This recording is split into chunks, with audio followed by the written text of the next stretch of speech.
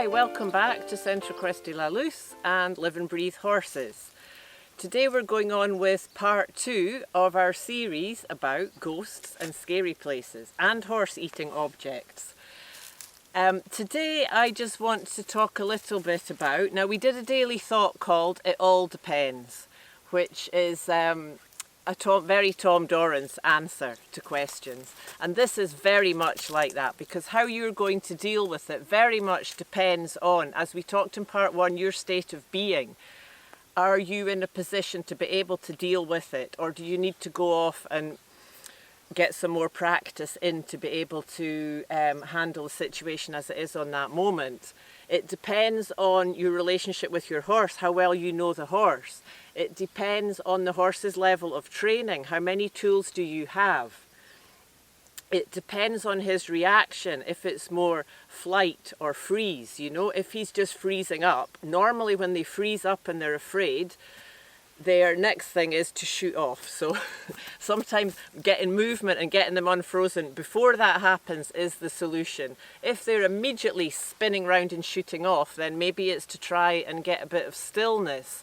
So the two main approaches of a spooky thing would be to address it head on. So you're going to go in front of the horse, lead him up to the thing and deal with that directly. And we're going to look through the series about various different ways and techniques to help with that. I mean, the main thing with that when you're going to the object is always keep yourself between the horse and the object, you know. I had a lady once with Galileo who can also, despite his age, be a very spooky horse. Sorry, you see, I'm also practicing having him in this place, and sometimes if his energy goes up a bit, he's just like, I think that's just about saying I have to move. So I'm just kind of gently trying to say, it's all right, Umo, you don't have to do that.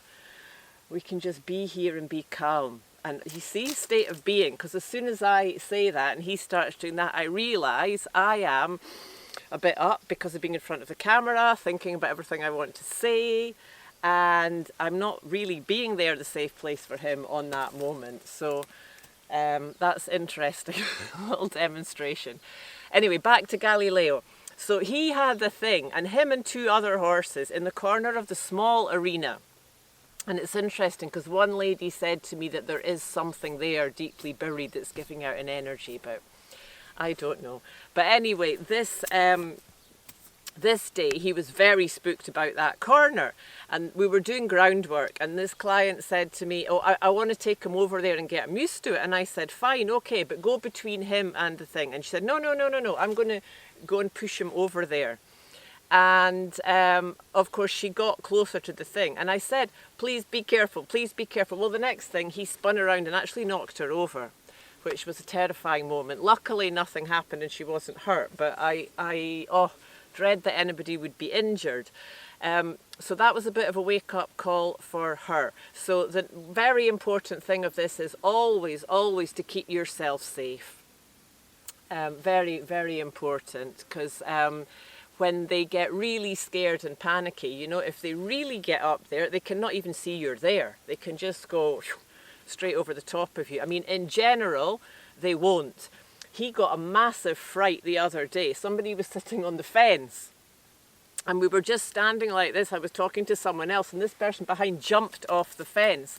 And he just leapt. He was actually a bit behind me, and he leapt and kind of went round me, and I just felt the wind of him passing by me.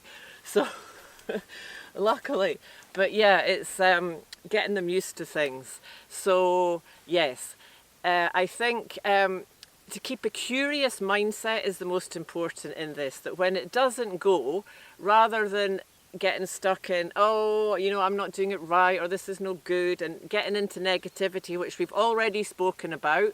And when we think, oh, I'm doing it wrong, it's not good enough, blah, blah, we're just putting out negativity onto our horse. He doesn't know we're doing that on ourselves. He's just feeling the negativity. So I think to be very honest with ourselves about that. And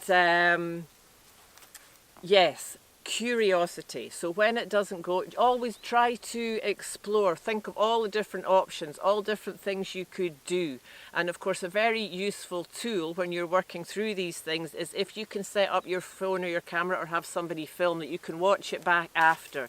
So you might get a clearer idea of what's going on and what else you could do to help your horse. You see, he's pawing again, and I notice I'm up again. It's so interesting.